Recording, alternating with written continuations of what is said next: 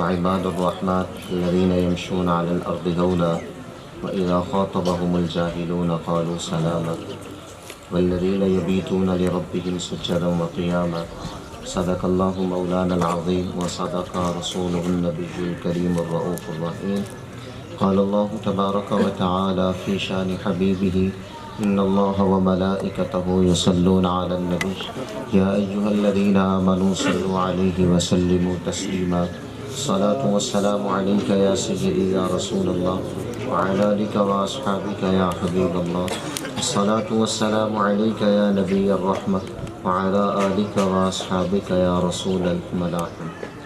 تمام حمد و ثنا تعریف و توصیف اللہ جل مجدہ الکریم کی ذات پاک کے لیے جو خالق کائنات بھی ہے اور مالک شخصیات بھی. اللہ جل وعلا کی حمد و ثنا کے بعد حضور نبی اکرم شفیع امم رسول محتشم نبی مکرم اللہ کے پیارے امت کے سہارے رب کے محبوب دانائے وجوب مالک رقاب امم فخر عرب و عجم والی کون و مکان سیاہ لا مکان سید انس و جان سرور لالا رخا نگر تابہ سرنشین مہوشاں ماہ خوباں شہنشاہ حسینہ تتیمہ دوراں سرخیل زہرہ جمالہ جلوہ صبح ازل نور ذات لم یزل باعث تکوین عالم فخر آدم و بنی آدم نیر بطحا رازدار ما اوحا شاہد ما طغا صاحب علم نشرح معصوم آمینہ احمد مجتبیٰ جناب محمد مصطفیٰ صلی اللہ تعالی علیہ وآلہ واصحابہ وبارک وسلم کی بارگاہ بے کس پناہ میں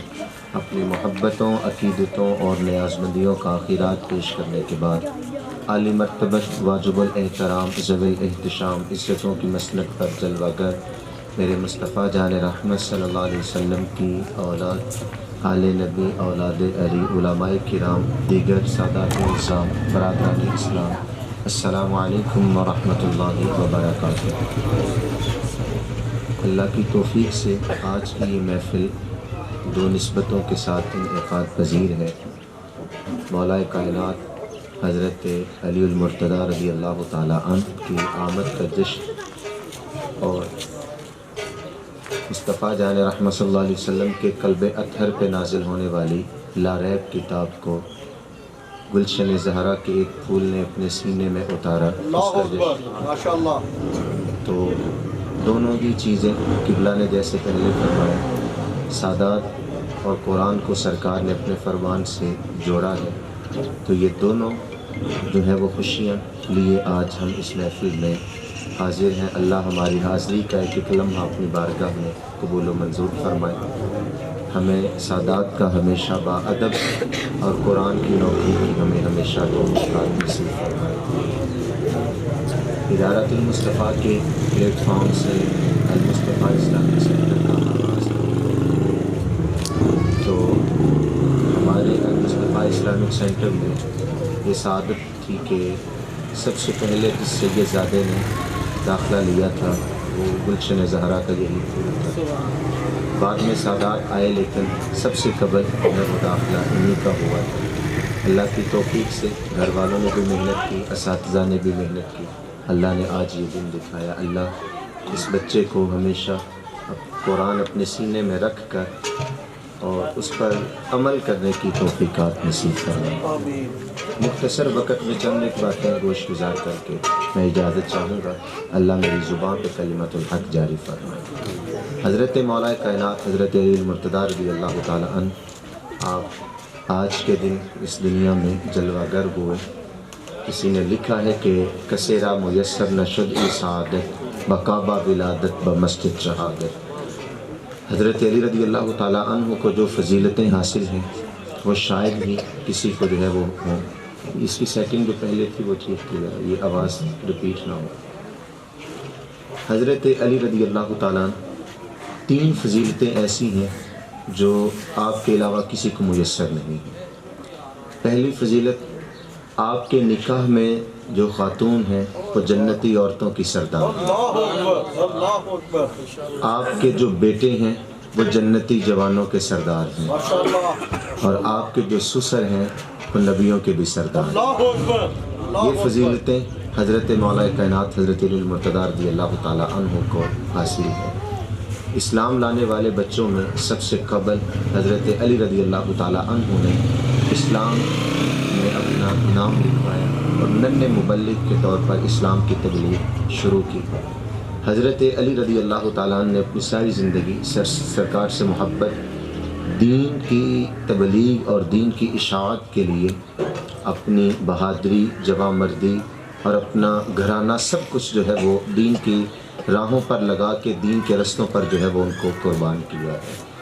حضرت علی رضی اللہ تعالیٰ عنہ سرکار کے داماد حضرت علی رضی اللہ تعالیٰ عنہ کا نکاح سرکار کے حکم سے کہ رب نے جو ہے وہ سیدہ طیبہ طاہرہ سیدہ خاتون جنت رضی اللہ تعالیٰ عنہا سے جو ہے وہ طے پایا ہے۔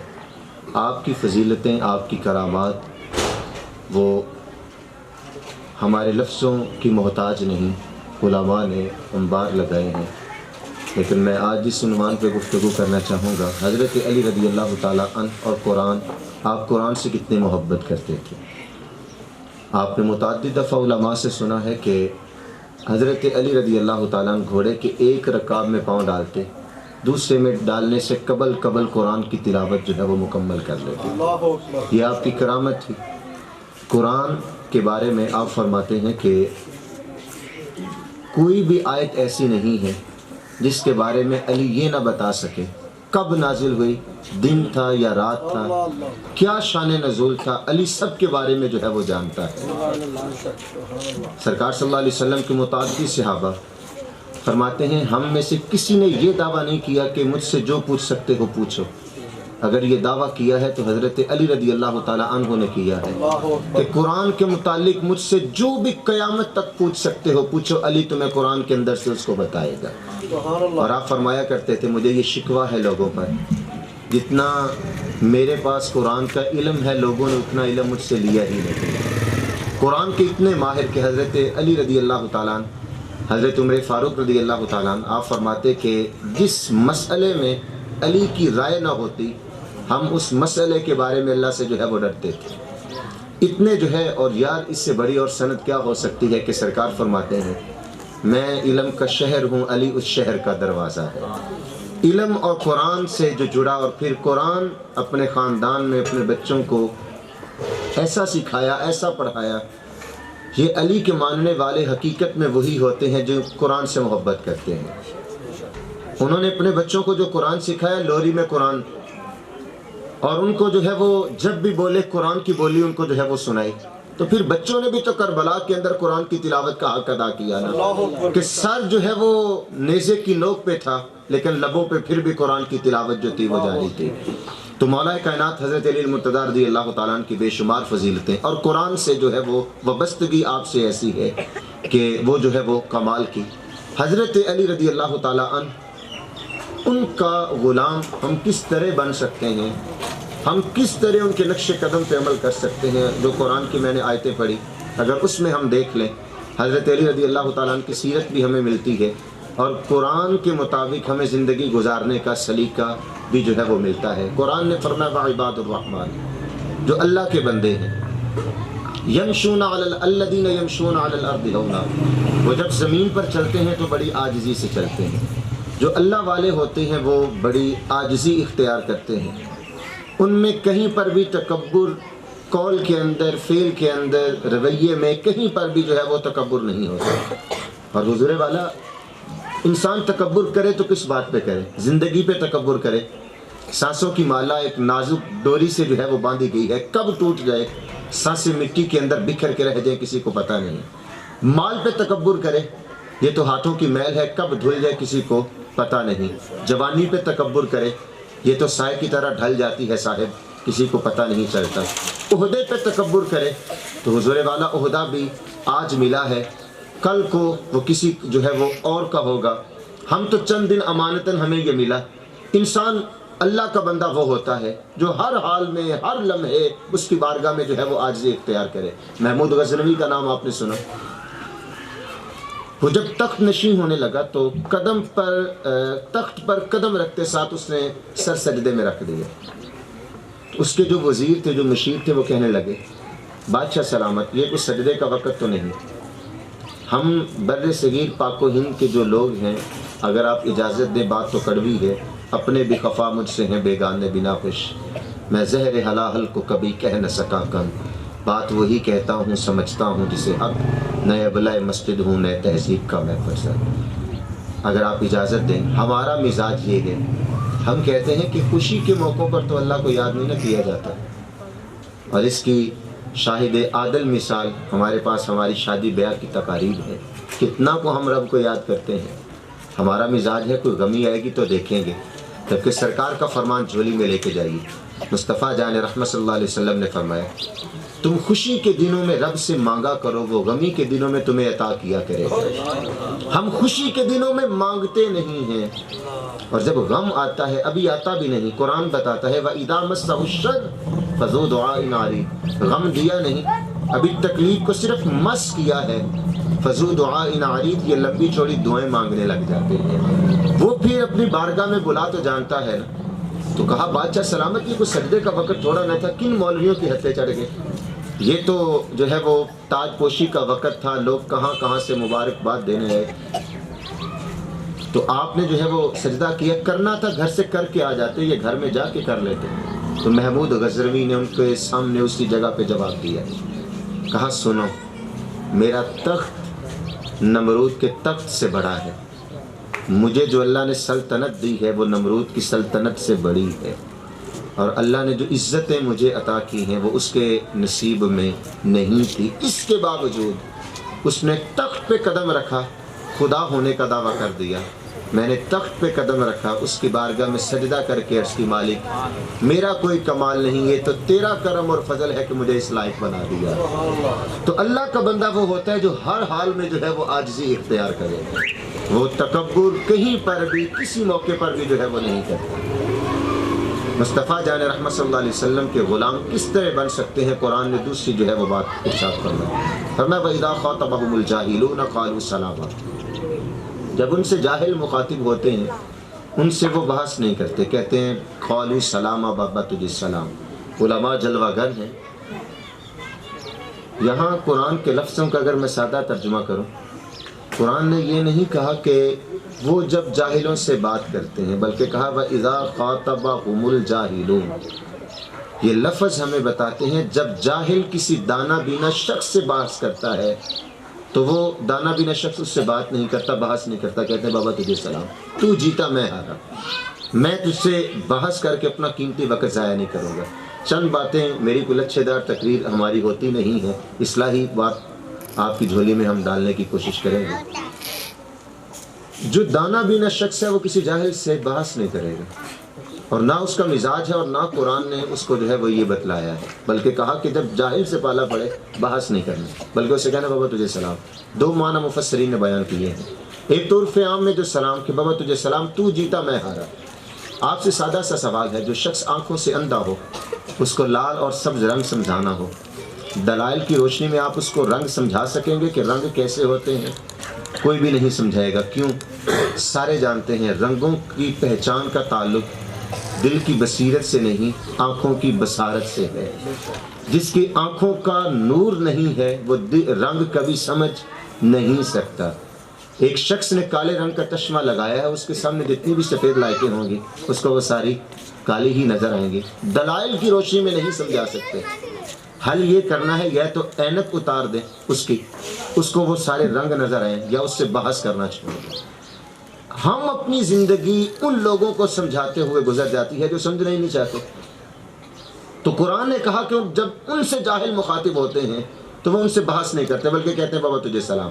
اور سرکار صلی اللہ علیہ وسلم کی سیرت سے ہمیں یہ پہلو نمایاں ملتا ہے۔ مصطفیٰ جان رحمت صلی اللہ علیہ وسلم نے جب اعلان نبوت فرمایا تو آپ جانتے ہیں کہ کفار نے آپ کے خلاف باتیں کرنا شروع کی۔ ایک دن انہوں نے دار الندوہ کے اندر میٹنگ بلائی اور کہنے لگے یار ہم کتنے عجیب لوگ ہیں، ہم ان کو محمد صلی اللہ علیہ وسلم بھی کہتے ہیں اور ان کے خلاف باتیں بھی کرتے ہیں۔ اہل لغت تھے، اہل زبان تھے، جانتے تھے محمد کون ہوتا ہے۔ الذی یحمد حمدا بعد حمد مرۃ بعد مرہ، محمد وہ ہوتا ہے جس کی لگاتار تعریف ہوتی رہے، یہاں تک کہ تعریف کی اپنی تعریف ختم ہو جائے، لیکن محمد وہ ہوتا ہے جس کی پھر بھی تعریف ختم نہ ہو۔ اہل زبان تھے، اہل لغت تھے، جانتے تھے کہ محمد کثرت ماخوذ چاہتا ہے، یہ جس باب سے تعلق رکھتا ہے یہ گرامیٹیکلی، تو جو ہے وہ محمد وہ ہوتا ہے جس میں نقص ہو ہی نہ، جس میں عیب ہو ہی نہ۔ اگر آپ اجازت دیں تو میں کہنا چاہوں گا، وہ تھے تو کافر، لیکن یہ مانتے تھے محمد وہ ہوتا ہے جس میں عیب نام کی چیز بھی نہیں ہوتی۔ تھے تو وہ کافر، لیکن اس بات کو وہ مانتے تھے۔ اور حضرت حسان بن ثابت نے بھی تو یہی فرمایا نا، خلقت مبرأ من کل عیب، اللہ نے آپ کو ہر عیب سے جو ہے وہ پاک پیدا کیا۔ اب جو ان کو نبی بھی مانے، جو ان کو محمد صلی اللہ علیہ وسلم بھی کہے، پھر ان کے خلاف باتیں بھی کرے، تو میرے شیخ طریقت اپنے سادہ لہجے میں فرمایا کرتے ہیں، ڈٹھے ورق قرآن دے پھول سارے، تیری شان جیا نہیں کوئی اور ڈٹھا، تیری شان دا کرے مقابلہ جیڑا، انہوں عاشقاں اصلی چور ڈٹھا، کوئی نور آکھے کوئی بشر آکھے، پہندا رات جیدے ایو شور ڈٹھا، اللہ والیاں گل مکا دیتی تو سہور ڈٹھا اسہور ڈٹھا۔ تم نے تو پھر دیکھا ہی نہیں، تم نے تو پھر مانا ہی نہیں، محمد ہوتا کون ہے؟ وہ تو غیر بھی مانتے ہیں محمد وہ ہوتا ہے جس میں نقص نام کی کوئی چیز ہوتی نہیں ہے۔ انہوں نے جب میٹنگ بلائی، کہا کتنے عجیب ہیں یار، ہم ان کو محمد صلی اللہ علیہ وسلم بھی کہتے ہیں اور ان کے خلاف باتیں بھی کرتے ہیں۔ کہا کیا کیا جائے؟ کہا یا محمد کہنا چھوڑ دیا جائے یا ان کے خلاف باتیں کرنی چھوڑ دی جائے۔ یہ ممکن نہیں ہے کہ محمد بھی کہیں اور ان کے خلاف باتیں بھی کریں۔ کہا کہ خلاف باتیں تو کرنے چھوڑ نہیں سکتے، ہاں نام بدل لیتے ہیں۔ انہوں نے اپنے طور پر معاذ اللہ سرکار صلی اللہ علیہ وسلم کا نام مزمم رکھ دیا کہ جس کی بار بار مذمت کی گئی ہے۔ ایک صحابی نے سنا، بھاگتے ہوئے مصطفیٰ جان رحمت صلی اللہ علیہ وسلم کی بارگاہ ناز میں حاضر ہوئے، بندہ نواز، وہ آپ کو مزمم کہہ کہہ کے گالیاں دے رہے ہیں۔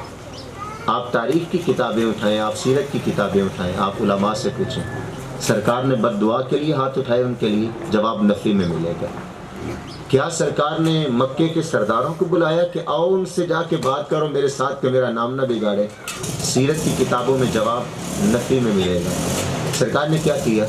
ہمارے لیے اسوہ نور چھوڑا اور جو ہے وہ اپنی صحابی کی تربیت فرمائی کہ جو جاہل ہے اس سے بحث نہیں کرنے، بلکہ حکمت برا جواب ارشاد فرمایا یشتمون مزمما ویلعنون مزمما وانا محمد۔ فرمایا وہ کسی مزمم کو گالیاں دے رہے ہیں، میرے رب نے تو مجھے محمد بنا کے بھیجا ہے۔ وہ کسی مزمم کو گالیاں دے رہے ہیں، میرے رب نے تو مجھے محمد بنا کے بھیجا ہے۔ وَإِذَا خَاطَبَهُمُ الْجَاهِلُونَ قَالُوا سَلَامًا، پالا جب جاہل سے پڑھے، زورے والا ان سے بحث نہیں کرنی۔ ایک بہت بڑے بزرگ ہوئے ہیں شیخ شبلی علیہ الرحمہ، آپ معارف اس میں ذات بیان کر رہے ہیں۔ ہمیں یہ ڈیفائن کرنا ہوگا کہ جاہل کون ہوتا ہے اور پڑھا لکھا کون ہوتا ہے۔ ہم نہیں سمجھتے ہیں جس کے پاس ڈگریاں نہ ہو وہ جاہل ہوتا ہے، جبکہ ڈگریوں والا عالم بھی نہیں ہوتا۔ اشفاق صاحب نے کہا نا کہ یہ ڈگریاں تو ہماری یونیورسٹی میں دی ہوئی فیسوں کی رسیدیں ہوتی ہیں، علم کی سندیں نہیں ہوتی۔ یہ تو یونیورسٹیوں میں کالجوں میں جو ہم نے فیسیں ادا کی ان کی رسیدیں ہیں کہ تم نے 2 سال فیس دی، یہ اس کا جو ہے وہ تمہیں رسید دے دی ہے کہ تم نے واقعی ہی فیس دی۔ علم کسی اور چیز کا نام ہے، اور علم جو ہے وہ ملتا کہاں سے ہے؟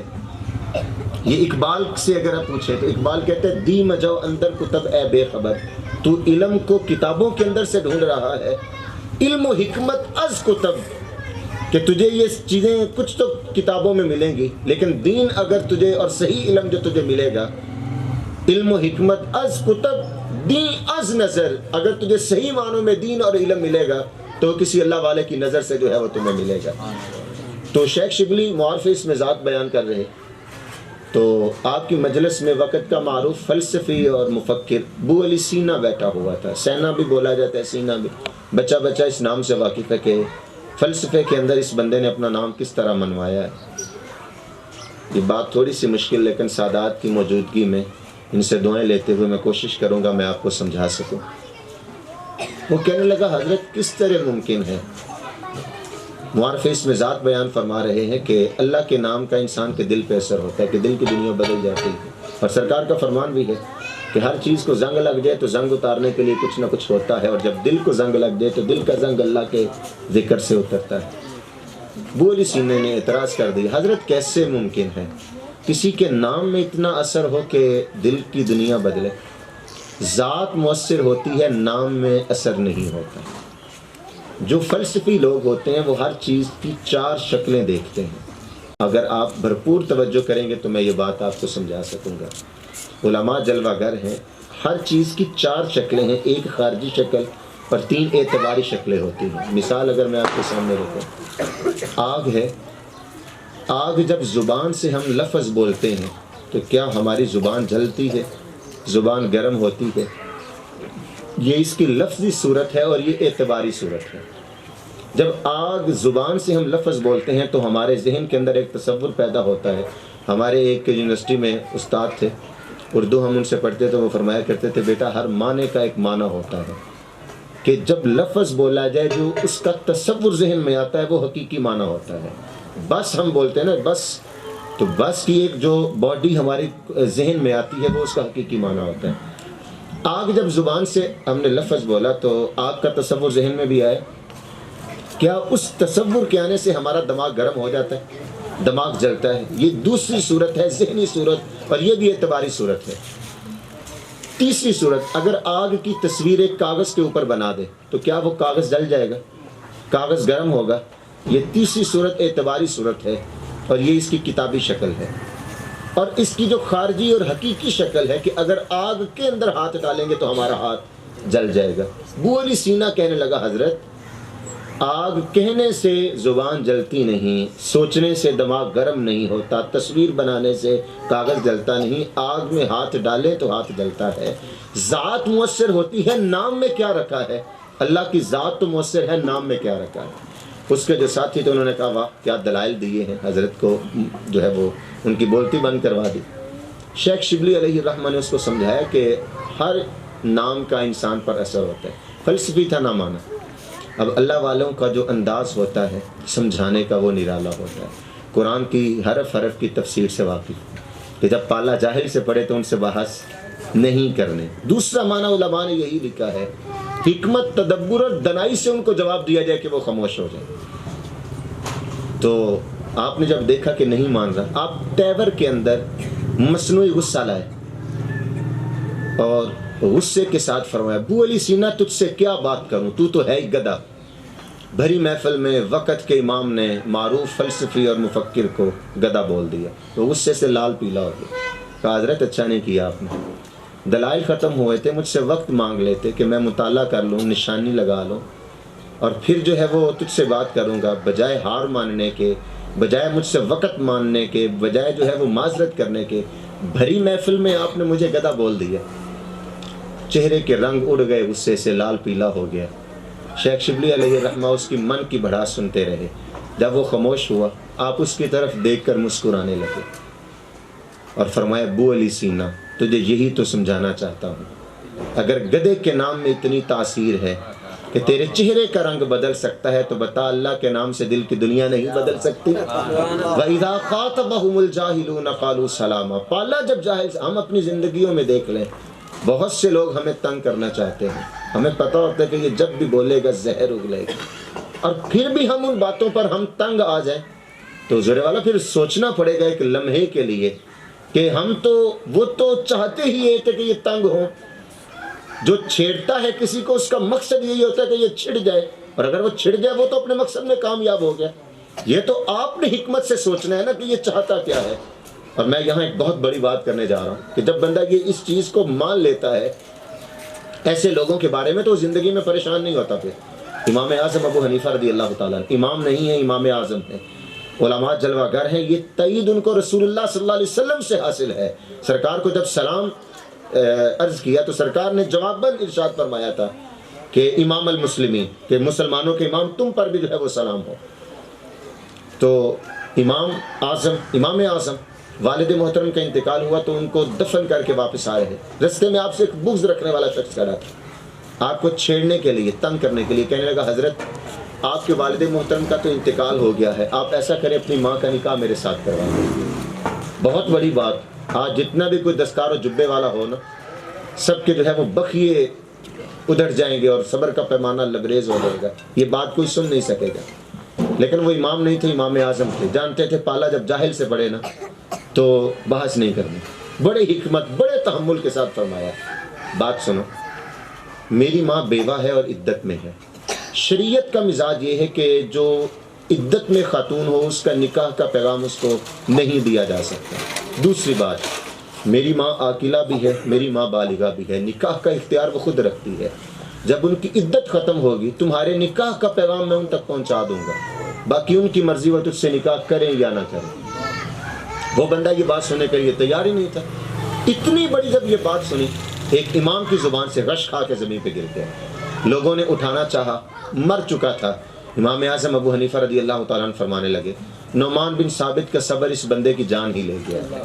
تو اگر ہم یہ ڈیفائن کر لیں کہ یہ بندہ رشتہ داری میں ہے، دوستوں میں ہے، کولیگس میں ہے، جب بھی بولے گا زہر ہی اگلے گا، حضور والا اپنے سینے پہ ہاتھ رکھ کے ہمیشہ اس کو خوش مزاجی سے ملیے اور یہ طے کر لیجئے اس بات کو کہ یہ اس کی کیٹیگری ہے، میں نے اس کے چھڑنے پہ جو ہے وہ چھڑنا نہیں ہے، بلکہ تحمل سے رہنا، ہماری زندگی خوشگوار ہو جائے گی۔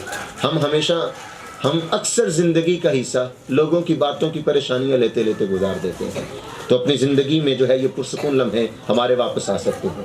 آگے فرمایا والذین یبیتون لربہم سجدا وقیاما، جو اللہ والے ہوتے ہیں ان کی راتیں کیسے گزرتی ہیں، چوکوں اور کھوکھوں پر کھڑے ہو کے گزرتی ہیں؟ نہیں حضور والا، بلکہ ان کی راتیں اللہ کی بارگاہ میں سجدے کرتے ہوئے اور قیام کرتے ہوئے گزر جاتے ہیں۔ اور یہاں میں ایک ہی بات کر کے اپنی گفتگو سمیٹتا ہوں، مہمان جلوہ گر ہیں۔ ہم 8 گھنٹے کی ڈیوٹی کے بعد گھر پلٹے تو کھانا کھانے کے بعد دوستوں کے ساتھ نکل گئے، 4-6 گھنٹے کے بعد واپس پلٹے تو رات کا کافی حصہ ہو چکا تھا، گزر چکا تھا۔ ہم سوئے، صبح جلدی اٹھ کے پھر کام پہ جانا تھا، تو جلدی اٹھے تو زبان پہ ایک شکوہ تھا کہ یار ابھی تو کروٹ بھی نہیں بدلی کہ رات ختم بھی ہو گئی، ابھی تو جو ہے وہ نیند بھی پوری نہیں ہوئی، راتیں چھوٹی ہیں، نیندیں پوری نہیں ہوتی۔ لیکن ہمارے اسلاف کی یہ کہانی نہیں ہے۔ سادات کی موجودگی میں یہ بات کروں گا، سیدہ طیبہ طاہرہ، سیدہ خاتون جنت، سیدہ فاطمہ الزہرا سلام اللہ علیہ، سارا دن آپ شوہر نامدار کی خدمت کرتی ہیں، شہزادوں کی تربیت بھی کرتی ہیں، اور جیسے تربیت سیدہ پاک نے اپنے شہزادوں کی ویسے بھی کسی نے تربیت کی ہوگی، جو لال انہوں نے تیار کر کے زمانے کو دیے ہیں ویسے بھی کسی نے تیار کیے ہوں گے۔ وہ علامہ اقبال علیہ رحمہ سے کسی نے پوچھا تھا کہ حسین بڑا کرتے تھے، اور آج حسین جیسا کوئی پیدا کیوں نہیں ہوتا؟ آپ نے بڑی تسلی سے جواب دیا، فرمایا حسین تو تب پیدا ہوگا نا جب حسین کی ماں جیسی کسی کی ماں ہو، جب ان جیسی ماں نہیں تو حسین جو ہے وہ کیسے پیدا ہوگا؟ ہاتھ سے چکی بھی چلاتی ہیں، مشکیزے سے پانی بھی بھر کے لاتی ہیں، گھر کے کام بھی جو ہے وہ کرتی ہیں، شہزادوں کی تربیت بھی کی، قرآن بھی سکھایا، بہادر بھی ان کو بنایا۔ اندر جو ہے وہ مسندوں پر اور مسند خلافت پہ بیٹھ کے چھپنے والے انہوں نے شہزادے تیار نہیں کیے، بلکہ ایسے بہادر انہوں نے لال جو ہے وہ زمانے کو دیے کہ ایک طرف تنہا امام حسین رضی اللہ تعالیٰ عنہ تھے، سامنے 22,000 کا لشکر جرار یزید کا تھا، لیکن جب یہ زرہ پہنے اور ذوالفقار تلوار ہاتھ میں لیے میدان میں آتے ہیں، کوئی کافر آپ کا مقابلہ نہیں کر سکتا، اور ایک صدا آتی ہے، ایک آواز آتی ہے، یہ کون ذی وقار ہے، بلا کا شاہ سوار ہے، جسم ہے کٹا ہوا، لخت کٹا ہوا، پھر بھی ہے ڈٹا ہوا، یہ نبی کا نور عین ہے، یہ بالیقین حسین ہے، کہ حسین کا مقابلہ ہی نہیں کیا جا سکتا، ایسے شہزادے تیار کر کے دیے، اور قرآن ایسا ان کی رگوں میں اتارا کہ سر نیزے کی نوک پہ تھا، پڑھو ہر دم درود ان پر، پڑھو ہر دم درود ان پر، شجاعت ہو تو ایسی ہو، علی بابا نبی نانا، شرافت ہو تو ایسی ہو، سرے نیزے پہ حضرت نے سنایا یوں کلام اللہ، پیغمبر بھی ہوئے حیران، تلاوت ہو تو ایسی ہو۔ ایسے بچوں کی جو ہے وہ تربیت کی ہے اور شوہر نامدار کی خدمت بھی کی ہے، لیکن جب رات ہوتی ہے تو کیا یہ سننے کو ملتا ہے سارا دن کام کر کے تھک گئی؟ ہوتا نہیں، کچھ نہیں حضور والا، سارا دن کام، اور رات جب ہوتی ہے مصلی بچھا لیتی ہیں رب کی بارگاہ میں اور ساری رات ایک سجدے میں گزارتی ہیں۔ جب صبح اذان ہوتی ہے تو زبان پہ کیا شکوہ ہوتا ہے؟ ہمارا شکوہ ہوتا ہے کہ رات چھوٹی ہے، نیند پوری نہیں ہوتی۔ وہ فرمایا کرتی تھی مالک ایک رات تو اتنی لمبی بنا دے تیری بندی تجھے جی بھر کے سجدہ تو کر سکے، ابھی تو میرا ذوق بندگی پورا نہیں ہوا، یہ تیری رات کی ختم بھی ہو گئی۔ والذین یبیتون لربہم سجدا وقیاما۔ بات طویل نہ اختیار کر جائے، کبھی موقع ملا تو ہم بات کریں گے۔ اللہ مجھے اور آپ کو توفیقات عمل نصیب فرمائے۔ اللہ اس محفل کی برکتیں ہمیں نصیب فرمائے، سادات کا با ادب اور قرآن کی نوکری اللہ ہمیں نصیب فرمائے، آمین۔